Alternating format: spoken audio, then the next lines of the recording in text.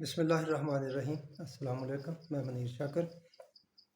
بندے کے کاموں میں اللہ کی مداخلت ماننے یا اس کا یہ کہنا کہ سب کچھ اللہ ہی کرتا ہے، اس کا چھٹا نقصان کیا ہے؟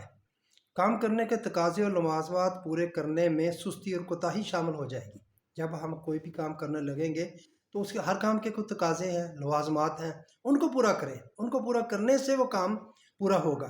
لیکن جب ہم یہ تصور کر لیں یا ہمارے عقیدے میں یہ آ جائے کرنا تو اللہ نے ہے، وہ تو اسی نے کرنا ہے، تو پھر وہ کام کے تقاضے ہم پورے نہیں کریں گے اور نہیں ہوتے۔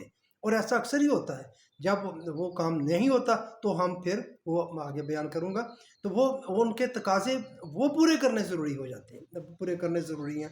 اور اللہ کی مداخلت ماننے سے تقاضے اور لوازمات میں کمی واقع ہوتی ہے، وہ کمی رہ جاتی ہے۔ تو میرے بھائیو، یہ تھا چھٹا نکتہ۔